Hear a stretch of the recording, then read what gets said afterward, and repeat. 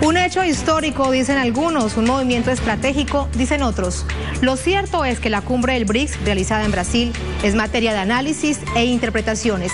Y en este programa especial vamos a ofrecerles a todos ustedes, nuestra audiencia en América Latina y el mundo, esas miradas de los expertos. Y vamos a comenzar con los temas claves que desarrollaremos a continuación. 3 claves, el primer tema. La primera clave, alcances del Banco de Desarrollo y el Fondo de Reserva. 2 decisiones tomadas en esta 6ª cumbre del BRICS. La segunda clave, se mueve la geopolítica a nivel internacional. ¿Estamos ya ante el mundo multipolar y pluricéntrico? Por supuesto, preguntas para nuestros analistas. Y la tercera clave, los BRICS y la UNASUR, es decir, los BRICS y América Latina. Comienza la integración de 2 bloques con grandes perspectivas. Así damos inicio a este especial de Telesur, los BRICS, resultados y perspectivas. Bienvenidos, bienvenidas, acompáñenos.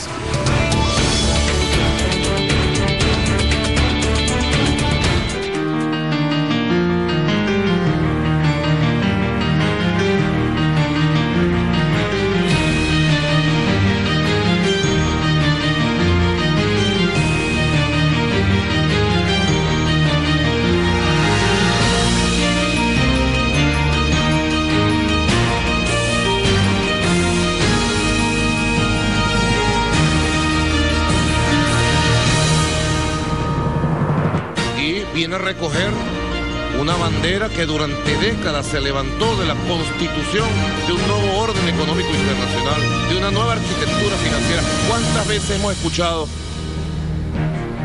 ese discurso? ¿Cuántas veces hemos suscrito declaraciones internacionales de la necesidad de avanzar hacia una nueva arquitectura financiera internacional? Bueno, llegamos al momento, pues aquí estamos.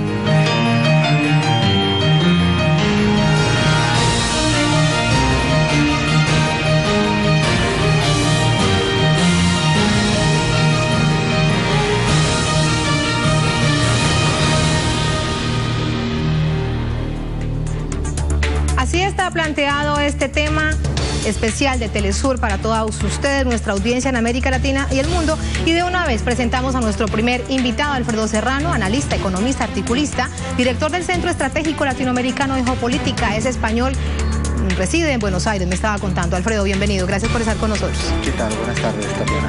Una primera mirada, un primer acercamiento desde su mirada como analista político de lo que sucedió con los BRICS en todo este contexto, incluso en un hecho que está registrándose en este momento, cumbre de China con CELAC, es decir, continúan generándose noticias en Brasil.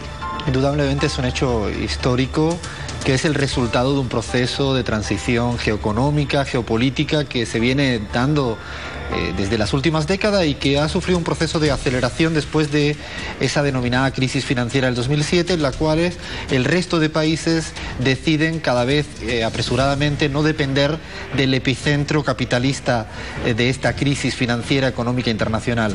Es un momento histórico porque se ponen de acuerdo economías diversas con proyectos políticos distintos porque tienen un fin común y es establecer un nuevo poder contrahegemónico que acabe de una vez por todas con la hegemonía unipolar de Estados Unidos, con sus fórmulas y mecanismos que han tenido desde el Fondo Monetario Internacional hasta el monopolio del dólar casi como arma de destrucción masiva, como moneda propia. Y creo que es un momento que tenemos que estar todo el mundo pendiente porque abre una década próxima donde se van a ir estableciendo los mecanismos para diseñar la nueva arquitectura económica pluripolar. Planteabas una fecha, el año 2007. Ese fue en medio de una crisis internacional financiera en Estados Unidos, en Europa. ¿Fue el momento de ese reimpulso de los BRICS, del tener que pensar una forma distinta de gobernar? Creo que los BRICS venían desde previo a la crisis tomando decisiones de ir estableciendo alianzas entre ellos, procurando no caer en la dependencia de todo el mecanismo institucional que estableció siempre el poder hegemónico de Estados Unidos, pero no hay ninguna duda de que desde el 2007 en adelante estos grandes países, estas grandes economías consideran que no pueden ser vulnerables ni dependientes de fuertes momentos de volatilidad del dólar, de las tasas de ganancias del capital internacional, de las bolsas de valores. Es un momento que reimpulsa y sirve como acicate hacia el futuro, pero el proceso me parece que es mucho más integral y es histórico, si bien ha producido un proceso de aceleración, también muy participado por América Latina, que es un polo económico propio que emerge desde principios del siglo XX, desde Chávez, Lula, Kirchner, y van generando nuevos polos económicos que ahora dialogan entre sí sin necesidad de mirar al norte ni a los países europeos. Hay dos temas que se han marcado en la agenda de los BRIC y de ello, Alfredo, vamos a conversar. Primero vamos a contarles a ustedes de qué se trata. Banco de Desarrollo y Fondo de Reserva, para algunos fondo de emergencia, le han dicho de distintas maneras. El hecho es el objetivo, vamos a verlo. El grupo BRICS representa el 26% de la superficie terrestre, una circunstancia que convierte al bloque en la mayor reserva alimentaria del mundo. Entre las 5 naciones que lo integran suman casi 3.000 millones de personas, es decir, un 40% de la población mundial. En lo económico, las 5 potencias suman más de 6 billones de dólares en el comercio internacional. Representan una quinta parte del Producto Interno Bruto Mundial, con más de 15.8 billones de dólares. Y vemos ahora precisamente esas decisiones después de conocer más acerca del grupo BRICS. El Banco de Desarrollo, creado por el grupo de los BRICS, financiará obras de infraestructuras y también ofrecerá créditos a otros países en desarrollo.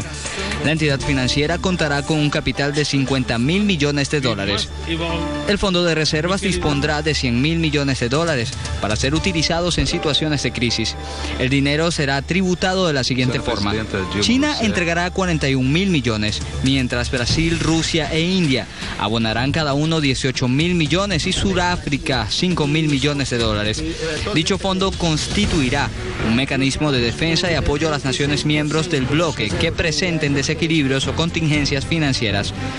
El Banco de Desarrollo de los BRICS y el Acuerdo de las Reservas fueron creados como una fuente de financiamiento y menos hostil que el Fondo Monetario Internacional, que por décadas impuso severas condiciones y recetas económicas a la región.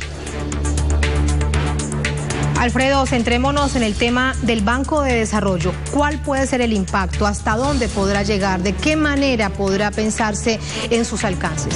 El Banco del Desarrollo, en primer lugar, implica poder tocar en otra ventana que no fuera aquella que siempre instaló el Fondo Monetario Internacional. De hecho, el Fondo Monetario Internacional no quiso nunca reformar sus estructuras. Incluso en plena crisis apostó a una salida neoliberal de la crisis del propio neoliberalismo.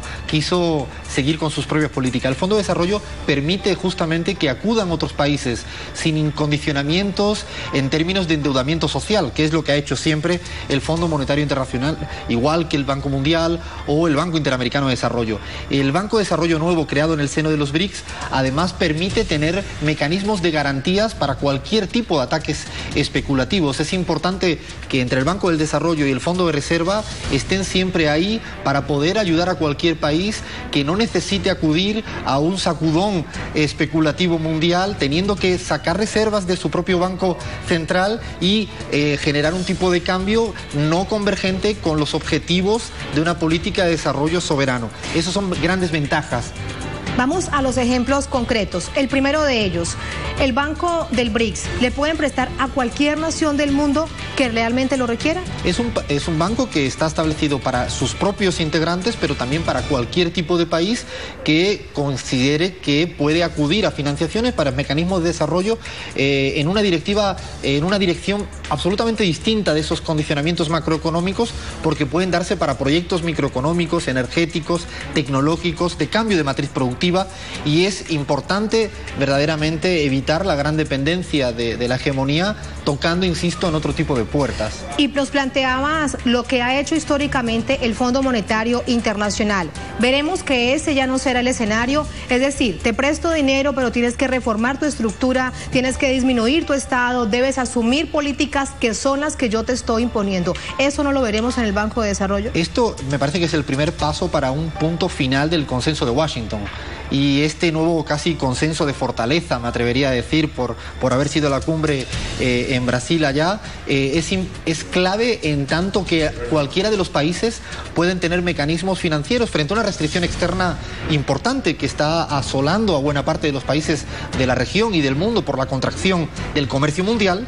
Esta caída de ese comercio mundial puede ser sustituido mucho más virtuosamente, sin acabar en aquella deuda eterna, que no deuda externa, que siempre garantizó el Fondo Monetario Internacional, el Banco de Desarrollo probablemente no tendrá ningún problema en generar una deuda externa siempre pagable sin condicionamientos a la merma de soberanía de la mayoría de los países en la región y en el mundo. Seguimos planteando estos ejemplos para claridad de toda nuestra audiencia. Con respecto al fondo de reserva, nos hablabas de los fondos especulativos. Vamos al tema específico de Argentina. ¿Podrá, por ejemplo, el fondo de reserva atender la situación que está viviendo Argentina con respecto a los fondos buitre? Es decir, necesito 1.500 millones de dólares, tomo el fondo de reserva y no toco el Banco Central argentino. ¿Puede hacerse exactamente. eso? En enero hubo una compra millonaria de dólares de una gran multinacional, Shell. Esta compra de dólares ocasionó que el tipo de cambio de la moneda argentina se fuera desde 6 hasta 8. Lo importante no es el número, sino que varía la política económica soberana de un gobierno soberano. ¿Por qué? Porque tiene que acudir a las reservas del Banco Central y ponerlas, en vez de desarrollo productivo, desarrollo social, inversión social, como había venido haciendo, esa cantidad de millones de dólares tiene que ir destinado para contrarrestar un ataque especulativo de una gran transnacional. Con el fondo de reserva, si se establecen los mecanismos garantes de esto, iremos en un camino absolutamente distinto, porque estará para prestar ahí, evitará el ataque especulativo y fundamentalmente evitará un endeudamiento social como el que estamos viendo en Europa, que es un buen ejemplo de cómo pagar la deuda financiera es siempre a base de un mayor endeudamiento social. A base del sufrimiento de las poblaciones, ¿qué otras acciones pueden emprenderse a través del fondo de reserva? Planteábamos esta situación de los fondos especulativos, pero ¿hacia dónde más puede prosperar? El siguiente paso que creo que desde Venezuela siempre fue uno de los lugares pioneros en el discurso del comandante Chávez respecto a la necesidad de utilizar otras monedas que superen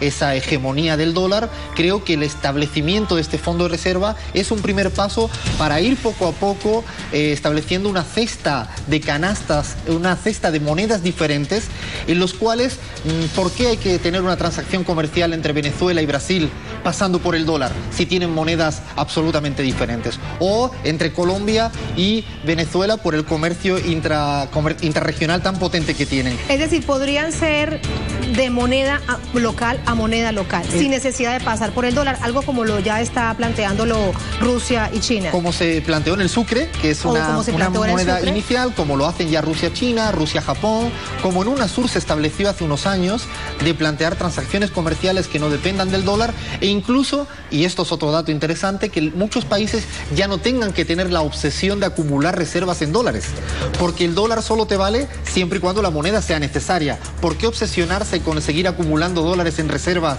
si tus importaciones se hacen en otra moneda? Esto de alguna manera reduce la presión de este gran mito instalado, ¿no?, desde esos acuerdos de Bretton Woods en el momento hace mucho tiempo y que han perdurado y han seguido trabajando en ello. Este fondo de reserva establece una alternativa de esa siempre denominada otra economía es posible, mucho más justa y probablemente mucho más diversificada, más reequilibrada internacionalmente. Qué interesante. Alfredo, vamos a unir a ese análisis a otro invitado, a otro experto. Felipe Ramos, sociólogo, experto en integración latinoamericana, pertenece al IPEA, Instituto de Investigaciones Económicas Aplicada. Nos acompaña desde Caracas, también de nuestros estudios aquí en Caracas, en Venezuela. Felipe, bienvenido, gracias por estar con nosotros. ¿Cómo está?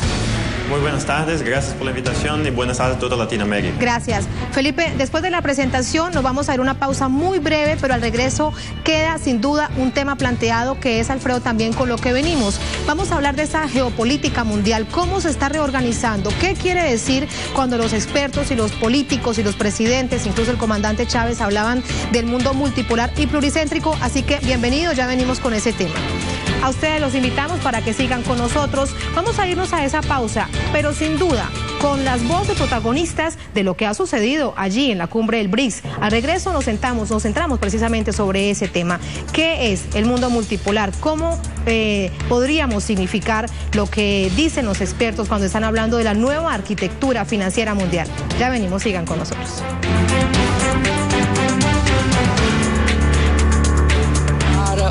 Yo creo que esto del banco es muy importante para el sistema multilateral internacional. Es un hecho muy importante. Pudimos alcanzar el consenso del establecimiento del Banco de Desarrollo BRICS, que tiene unas implicaciones en el alcance y en el proceso de todo el desarrollo de los países BRICS. Cada uno de los participantes aportará $2.000 millones. Me parece que esto puede ser un instrumento nuevo, muy moderno para el desarrollo de nuestras economías.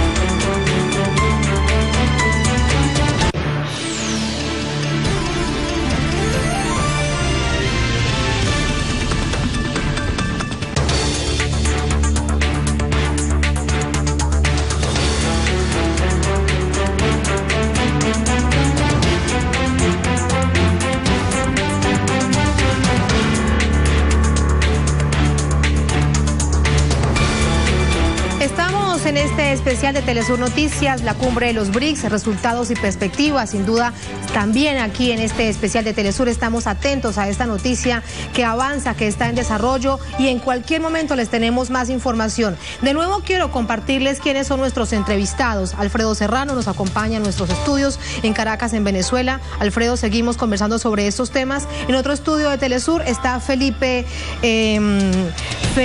Ramos, sociólogo, experto en integración latinoamericana, es brasilero, así que tenemos esa perspectiva latinoamericana. Felipe, gracias por seguir con nosotros. Teníamos esperando, lo que sucedía, pero sin duda quiero preguntarles acerca de esto que ha sucedido. Venía el presidente Putin de regreso a su casa después de haber estado en la cumbre de los BRICS, Felipe, después de haber pasado algunos días en América Latina, en estos encuentros bilaterales, en Cuba, en Nicaragua, en Argentina y en Brasil. Buenas tardes. Justamente una noticia trágica es de lo que pasó ahí en Ucrania con el avión, pero justo venimos de un momento histórico que es muy complejo, ¿no?, para la geopolítica y la historia mundial, ¿no? Estamos hablando de algo que puede ser el comienzo de una gran transformación. Antes siempre hablábamos de las grandes potencias que dividían el mundo como a partir de pequeñas reuniones, sin consultar, sin buscar la opinión de los demás países, ¿no? Ahorita estamos hablando de otra cosa. Estamos hablando de 5 grandes países emergentes que se reúnen con otros países para hacer consultas. Tuvimos la reunión de los BRICS con países africanos cuando la cumbre de los BRICS se pasó en Sudáfrica. Ahora en Brasil, en Sudamérica, la cumbre de los BRICS también con países sudamericanos, las reuniones bilaterales, ¿no?, paralelamente a la cumbre BRICS y UNASUR, las reuniones del presidente de Venezuela, Nicolás Maduro, por ejemplo, con el presidente Putin de Rusia. Entonces tenemos una configuración histórica en la cual los países que emergen buscan su espacio, buscan construir un mundo multilateral, un mundo en el cual las nuevas potencias emergentes dialogan, buscan soluciones conjuntas para los retos y desafíos que la globalización nos impone hoy, ¿no? Entonces estamos hablando de una transformación histórica que seguramente va a tener impactos de largo plazo. Estamos hablando, por ejemplo, de que la cumbre se pasa en la ciudad de Fortaleza, en Brasil. Hace 20 o 30 años, Fortaleza era conocida por estar en una región de Brasil, el noreste brasileño, que era la región más pobre, de más desigualdad, de más exclusión social, con hambre, con sequía.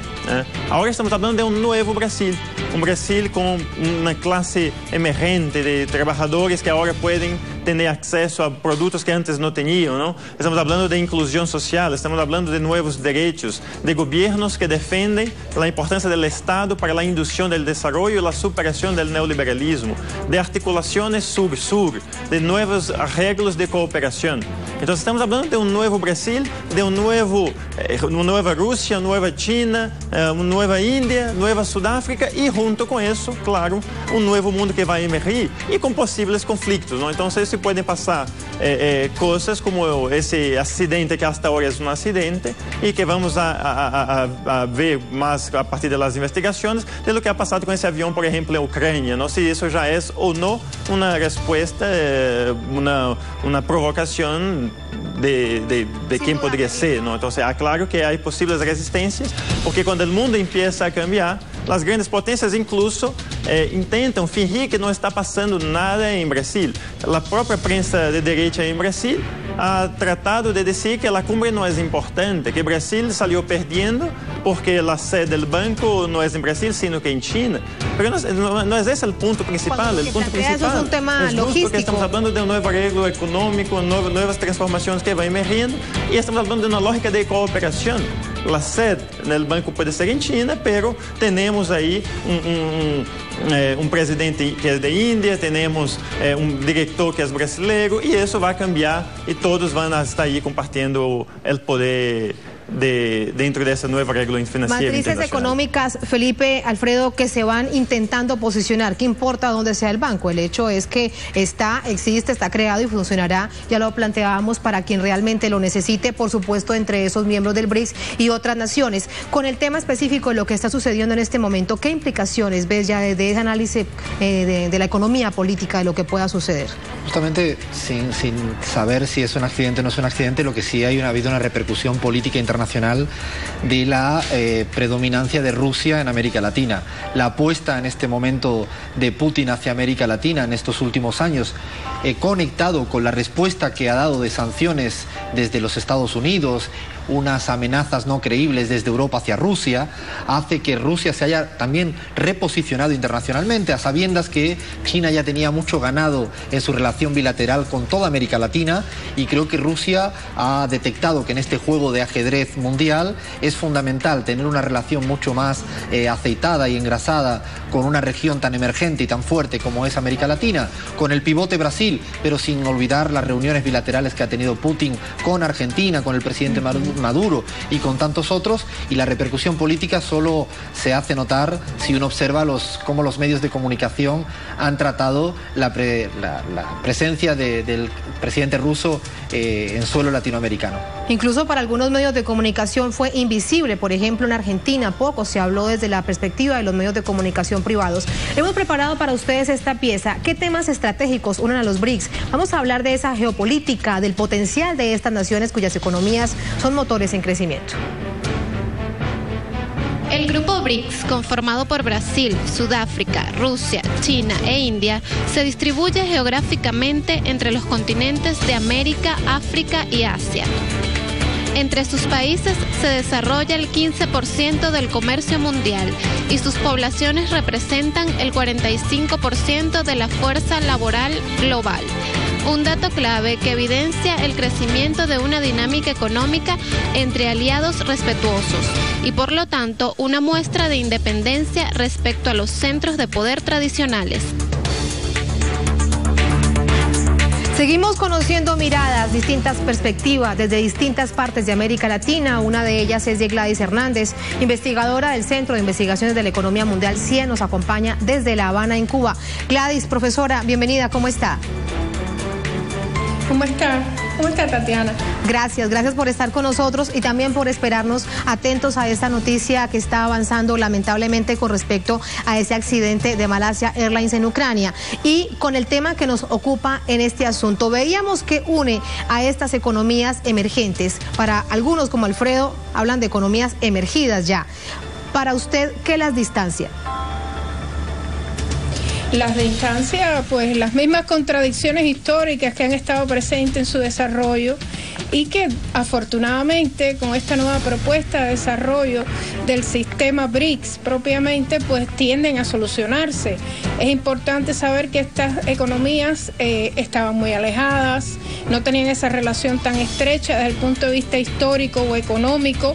Incluso si hablamos de Brasil y la comparamos con las economías asiáticas de las que estamos hablando, India, China, la relación Rusia-China durante muchos años interrumpida por cuestiones históricas y políticas, o qué hace Sudáfrica dentro de este grupo. O sea, me parece que el consenso que se ha hallado en este momento geopolítico, económico, para tratar de buscar soluciones a sus problemas es sin duda una alternativa, y este mismo consenso va a llevar a que muchas de estas limitaciones sean eliminadas en el camino, porque realmente la agenda global que se presenta para estos países es muy complicada. Estamos hablando de qué haría el principal productor de combustibles a escala global y uno de los principales consumidores si lograran un consenso en temas energéticos.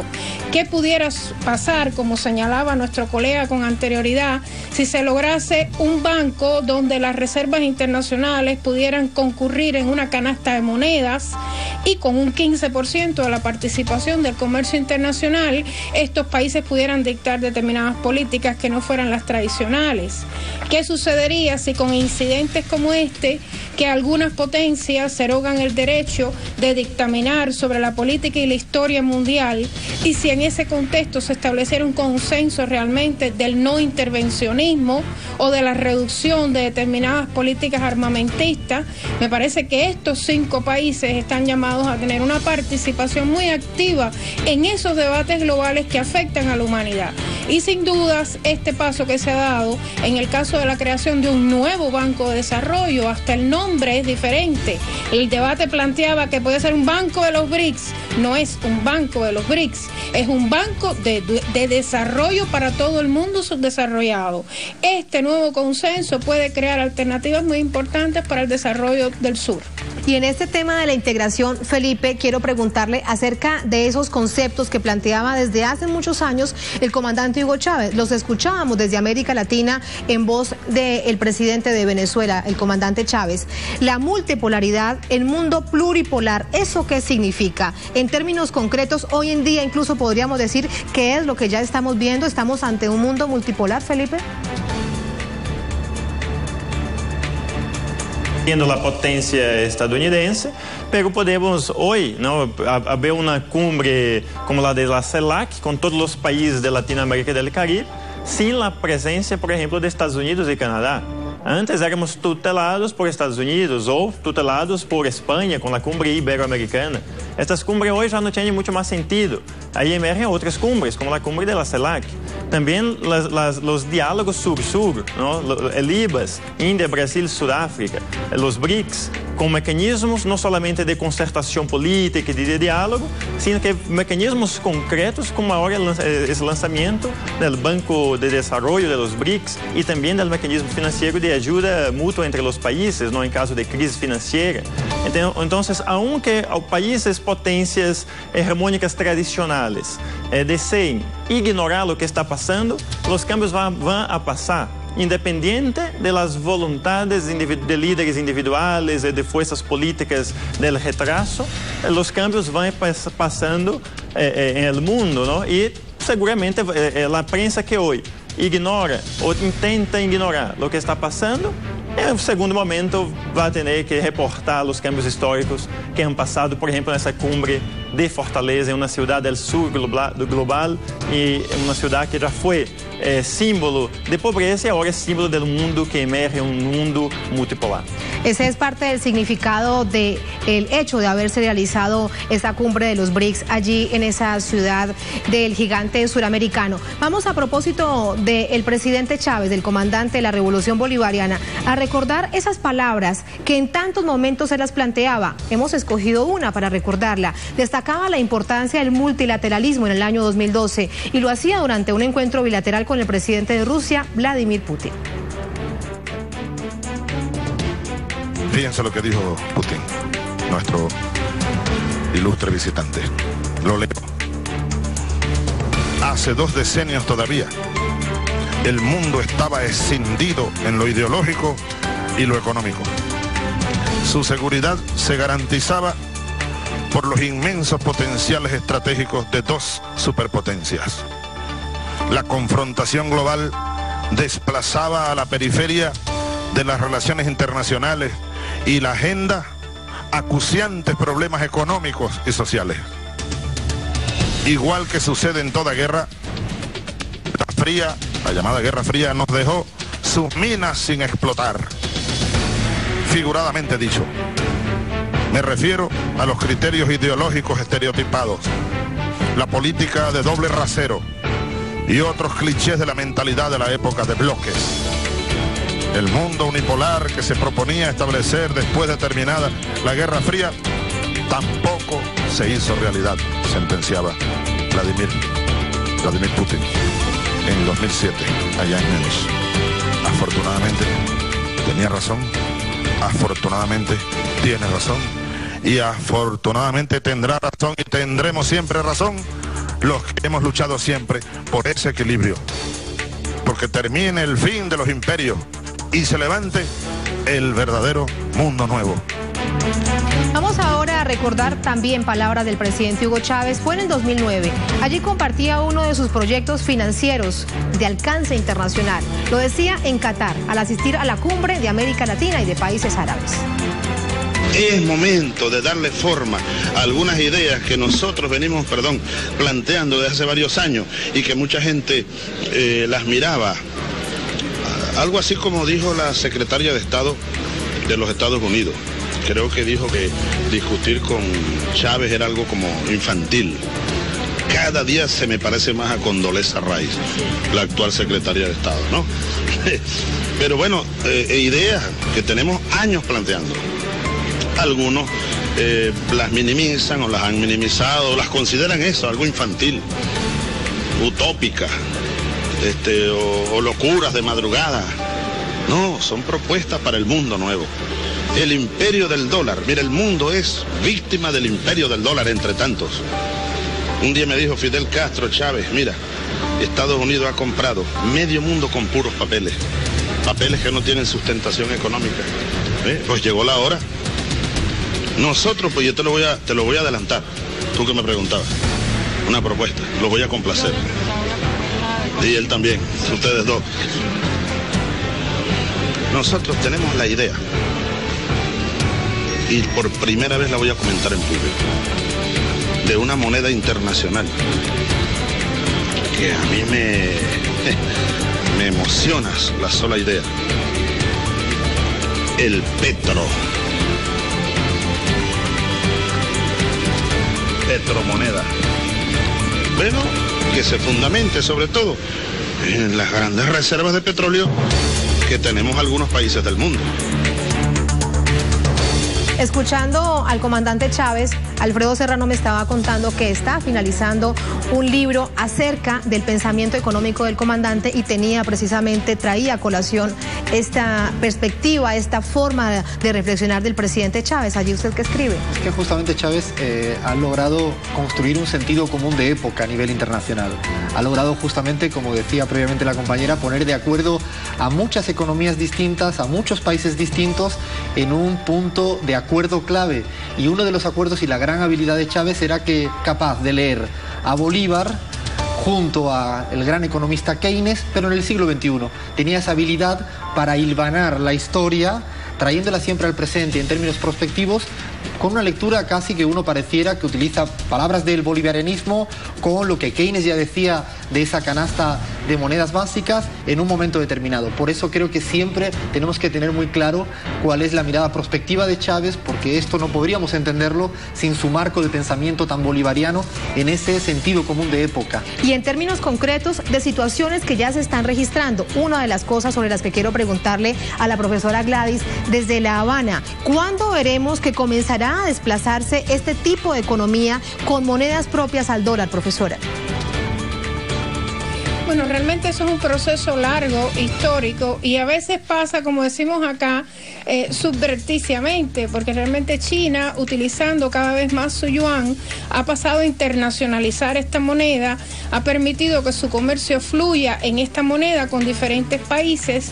Por ejemplo, tendríamos que decir que en el caso específico de la región asiática, alrededor del 62% del comercio de China se realiza en esta región y muchos de los acuerdos pasan sobre la base del yuan.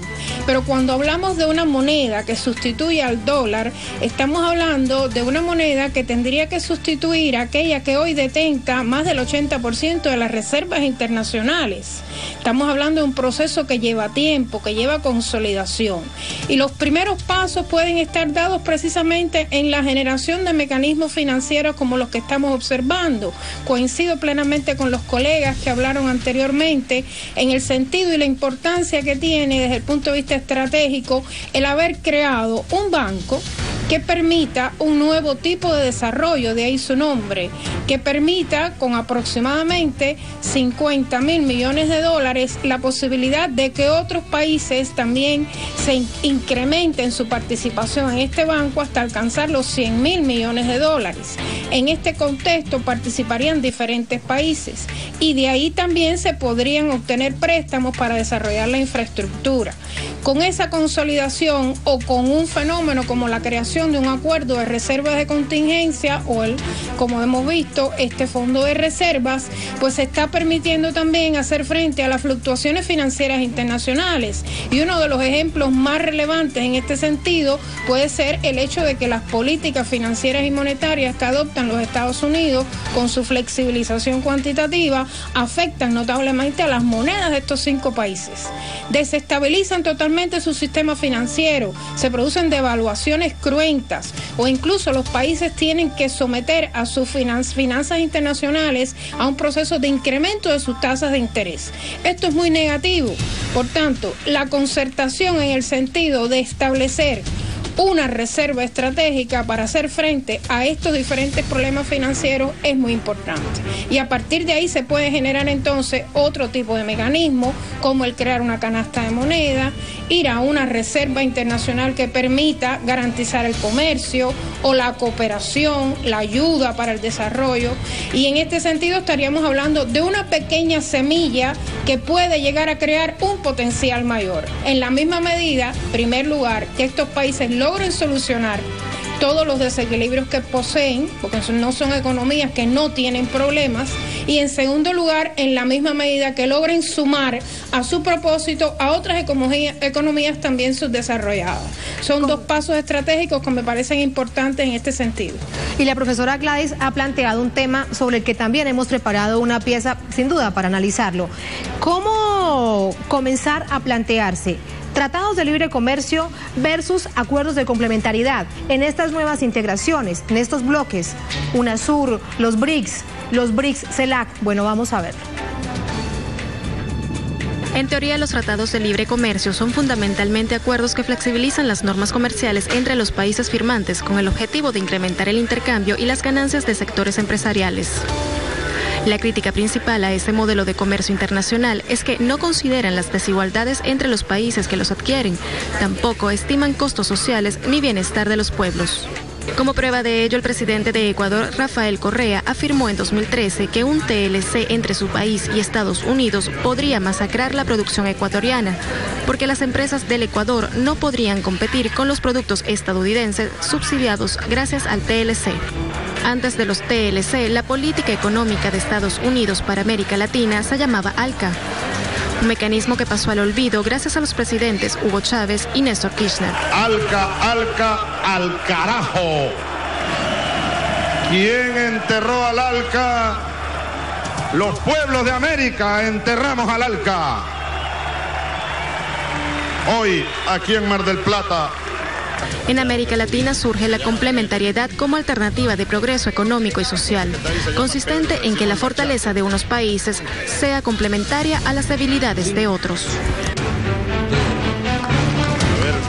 Vamos a ir con una noticia de último minuto, tiene todo que ver con la UNASUR y ya continuamos con este análisis. Telesur ha podido conocer que hoy en reunión de UNASUR en Brasil sobre el proceso de paz en Venezuela, el presidente de esta nación, Nicolás Maduro, agradeció la participación de este organismo regional en los diálogos en este país, en Venezuela, que contribuyó con la paz y la estabilidad de su país y alentó a que la Comisión de Cancilleres siga y ayudando para que la oposición acuda al diálogo impulsado por el propio mandatario, un diálogo impulsado desde hace varios meses. Atentos a esta noticia, más adelante en el servicio informativo de Telesur tendremos más informaciones y sin duda más reacciones. Vamos, Alfredo, con ese tema que teníamos allí planteado.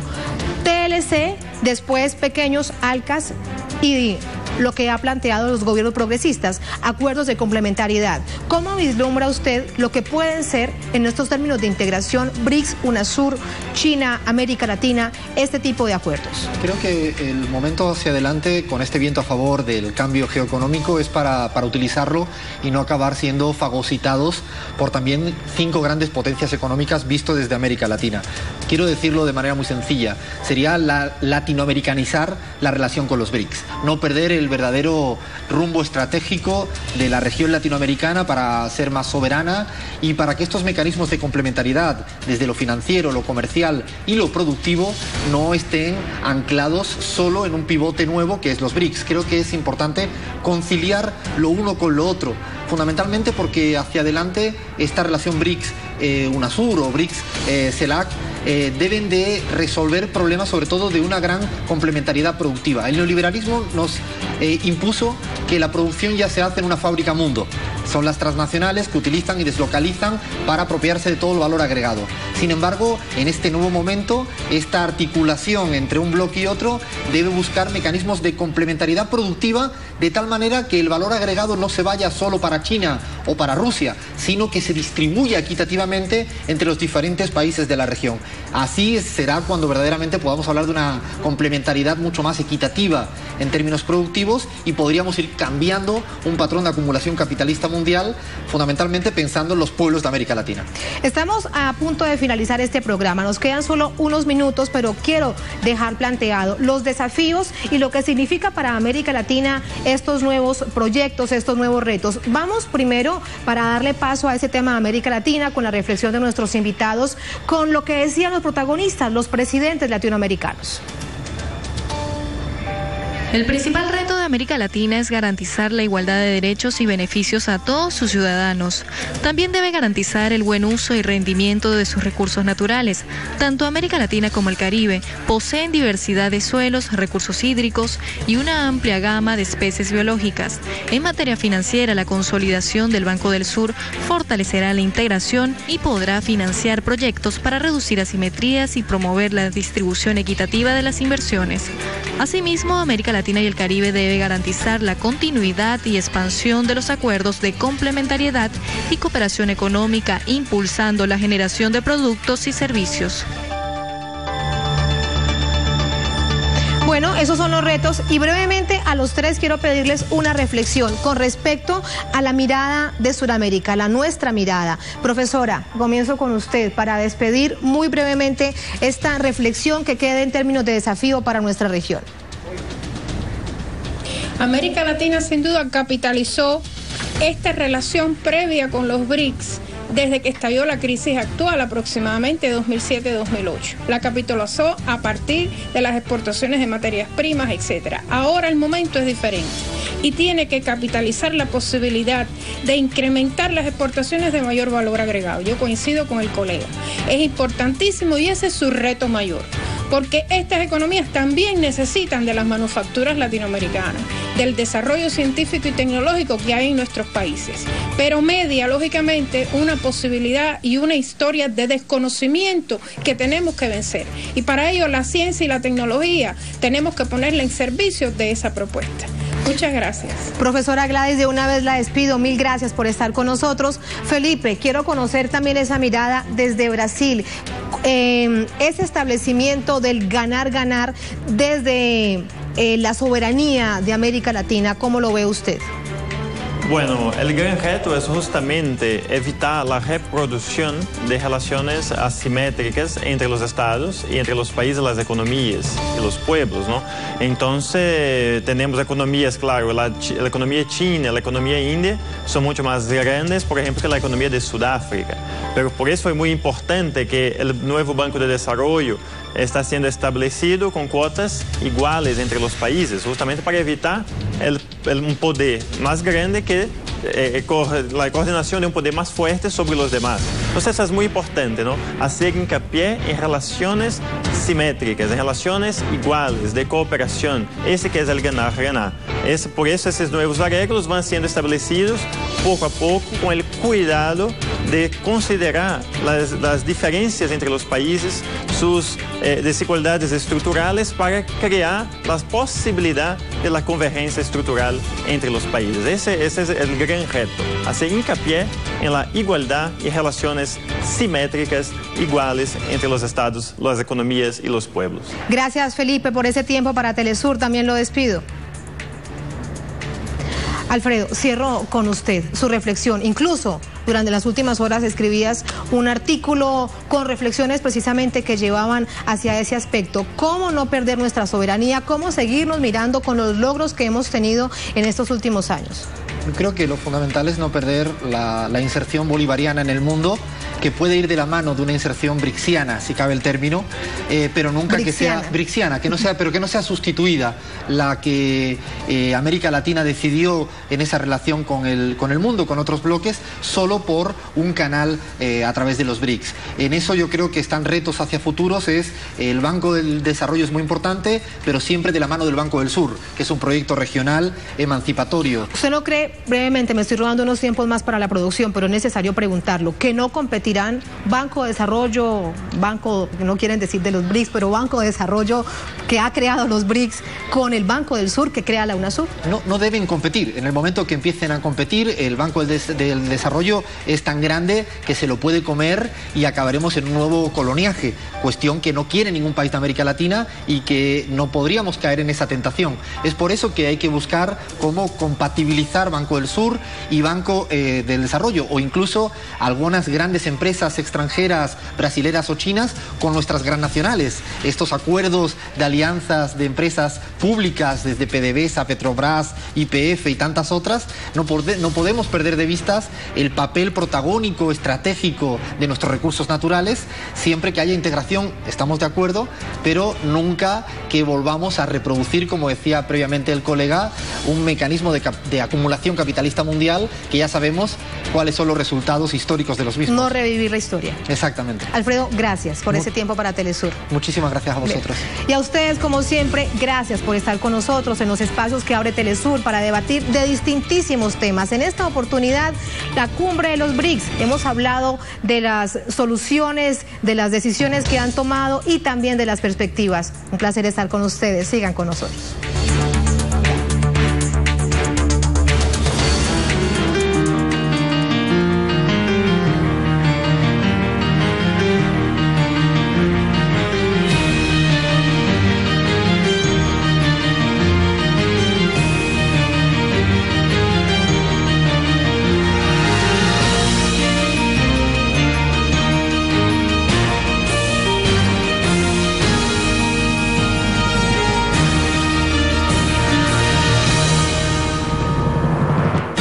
Viene a recoger una bandera que durante décadas se levantó de la constitución de un nuevo orden económico internacional, de una nueva arquitectura financiera. ¿Cuántas veces hemos escuchado ese discurso? ¿Cuántas veces hemos suscrito declaraciones internacionales de la necesidad de avanzar hacia una nueva arquitectura financiera internacional? Bueno, llegamos al momento, pues aquí estamos.